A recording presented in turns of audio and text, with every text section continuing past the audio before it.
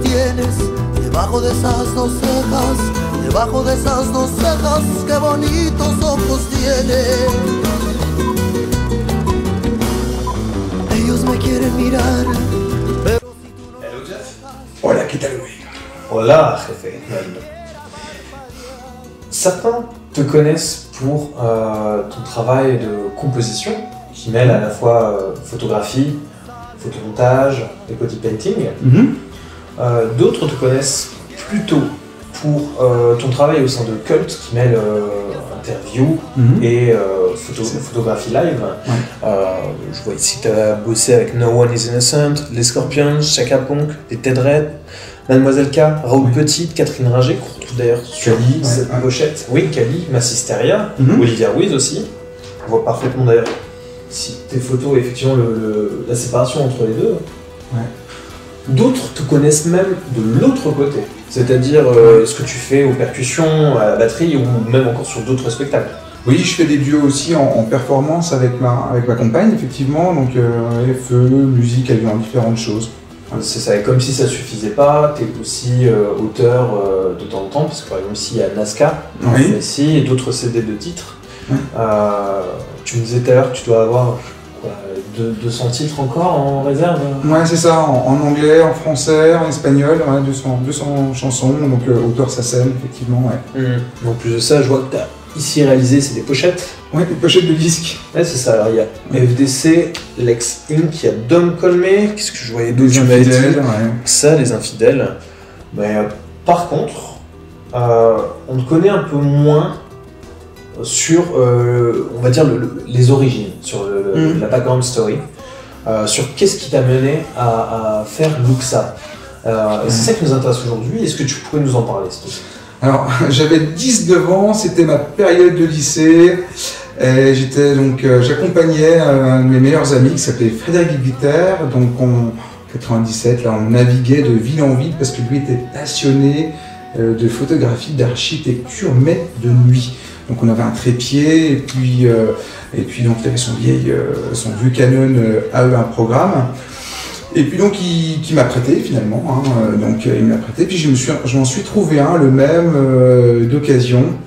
Et puis je chargeais ça avec des pellicules 400 ISO, j'avais pas trop de moyens, alors je les poussais à 3200 ISO pour pouvoir bosser aussi de nuit. Et puis je suis parti à la recherche, moi de mon côté, de mes tronches de vie, comme je les appelle, d'acrobates dans des cirques, des gens dans la rue, voilà. Et puis j'ai voulu commencer un petit peu plus loin, en France, puis après à l'étranger aussi. Voilà, et une de mes premières destinations, ça a été la Pologne. Donc un mois à dormir dans la voiture, j'ai fait une collecte de jouets pour emmener dans les orphelinats en Pologne. Et puis c'était une expérience formidable de rencontre, et ce sera peut-être l'objet d'un futur bouquin, pourquoi pas. Qui sait. Du coup, il y a quand même un monde entre l'architecture et ce que tu dis, les gueules que tu as été chercher. On sent une influence qui est très humaniste, je pourrais dire ça. Est-ce que tu as des références qui t'a nommé là-dedans? Des rencontres peut-être? Ouais, j'ai été influencé par pas mal d'humanistes, comme Willy Ronis, comme Cartier-Bresson, Salgado. Et puis c'est un courant qui a eu son essor entre 45 et puis les années 60. Donc c'est pas forcément des photographes que j'ai pu côtoyer, forcément. À part Marc Peignard, qui est un photographe régional, qui a été à l'agence RAFO, et qui est devenu un ami, mais avec qui finalement je parlais pas énormément de photographie. Mais j'ai en mémoire un ouvrage vraiment symbolique, qui est donc l'alliance entre mon auteur préféré, qui est donc Christian Bobin, et le photographe Édouard Bouba.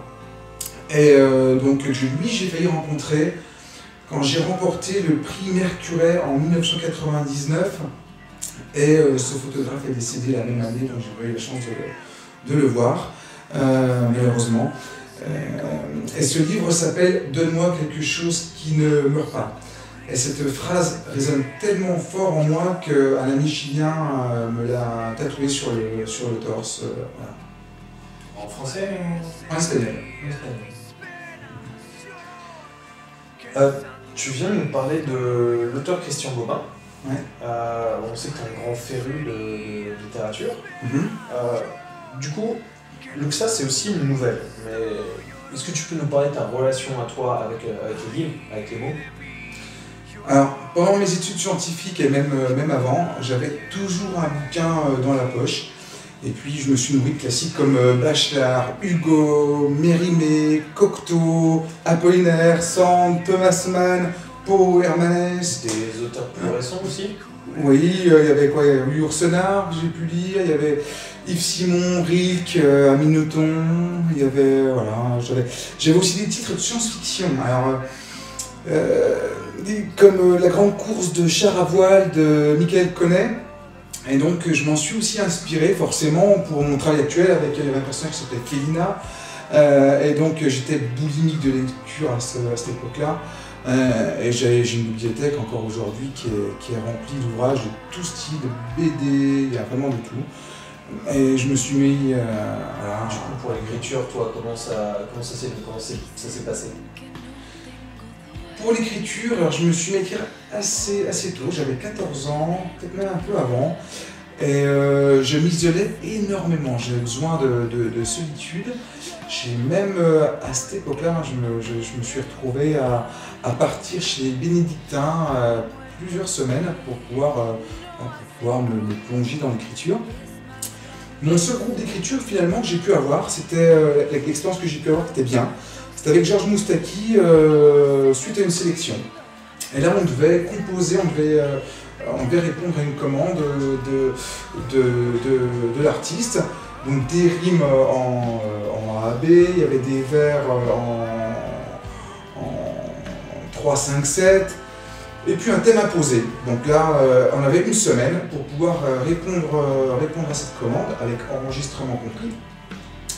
Et donc ça m'a tout de suite permis de me dire, ben là, il faut que j'aborde la chose différemment et puis que je réponde à une commande. Et là, j'ai eu un mécanisme qui est venu, qui était vraiment différent. Et ça m'a permis de répondre à des contraintes que je n'avais pas avant. Et puis depuis, ben, je m'impose aussi à moi-même des règles un petit peu plus strictes pour faciliter la tâche au compositeur. On va revenir de manière un peu plus précise sur ton voyage, si tu veux bien, parce que tu as parcouru une grande partie du Mexique, voire tout le Mexique, je ne sais plus exactement. Oui, sauf la partie nord. En gros, tu y as été pendant 8 mois en stage, pendant tes études supérieures, quand on a acheté une télévision TV Azteca. Oui, c'est ça. Toi qui as fait anglais-allemand, mais en commerciaux, c'était pas trop dur? C'était un petit peu tendu. Donc heureusement j'avais une amie qui m'a rédigé mon CV et puis ma lettre de motivation.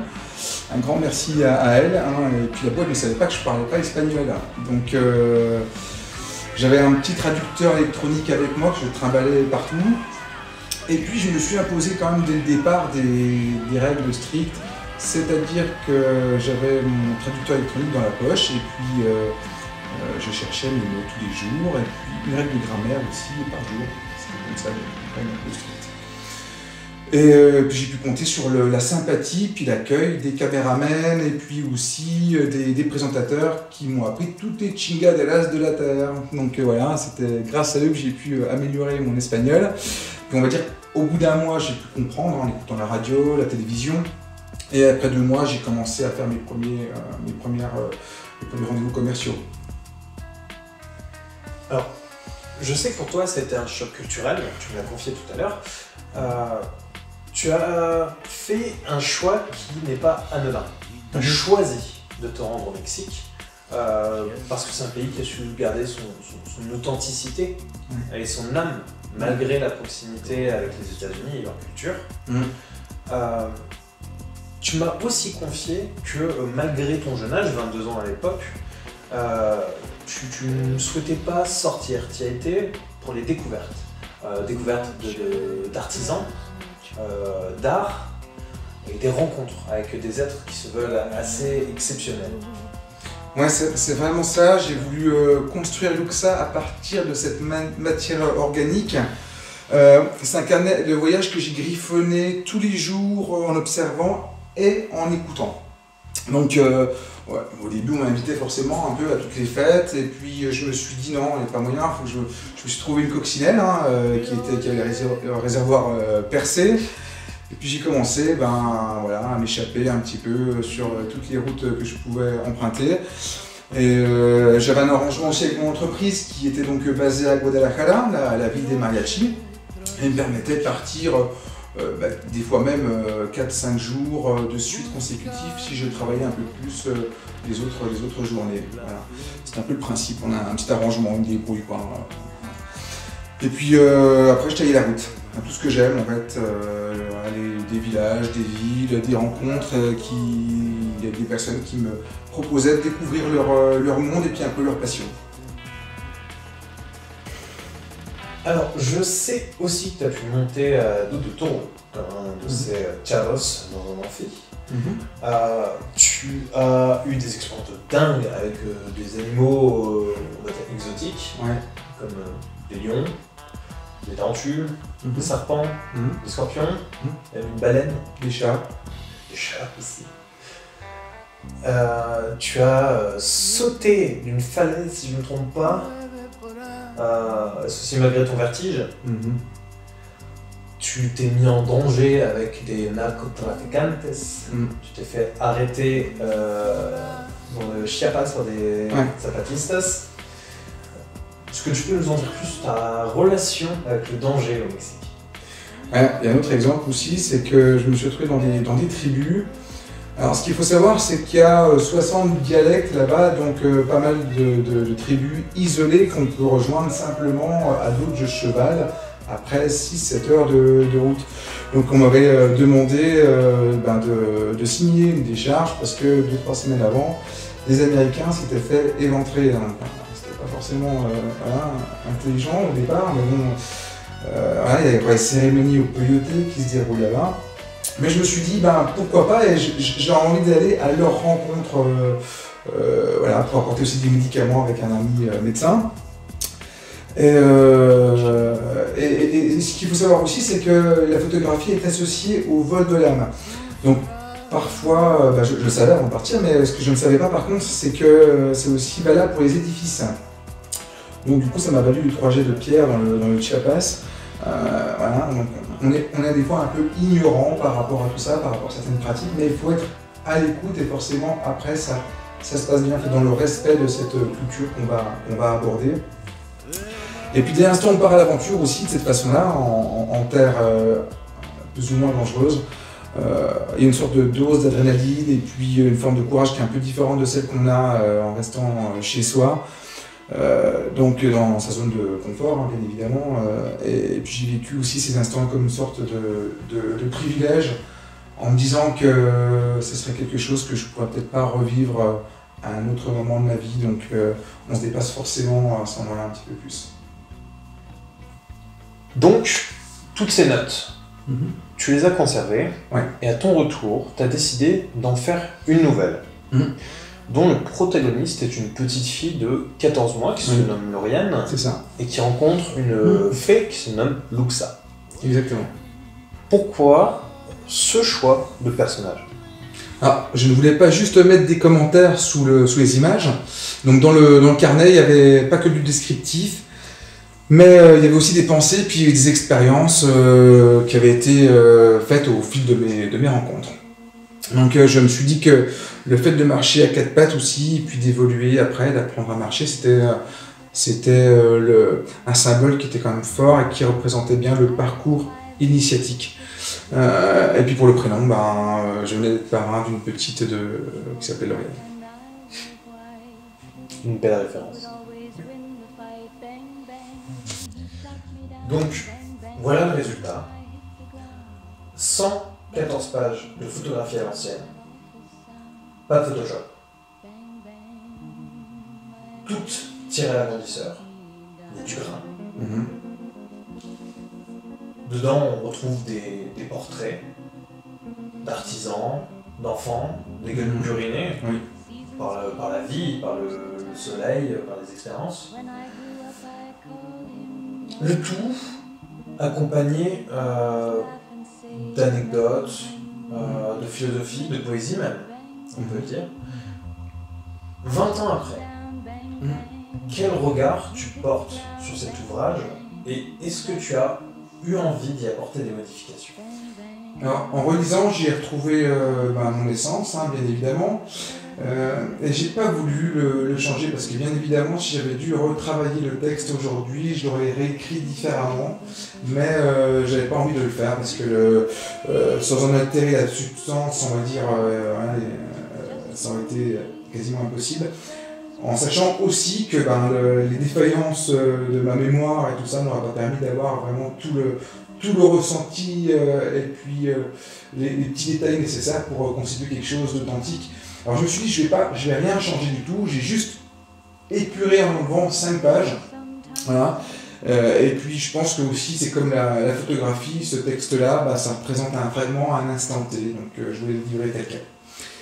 Puis j'invite tout le monde, au final, pour aller à la découverte des mondes, de nouveaux mondes. Parce que les routes numériques n'écorchent pas les genoux, malheureusement, et puis les feux digitaux non plus ne forgent pas l'âme. Donc j'espère que chacun d'entre vous finira par rencontrer ça, ou c'est fait Luxa. Donc Luxa, Lune et Lumière par Jeff Mougelot. Merci Jeff. Merci à toi.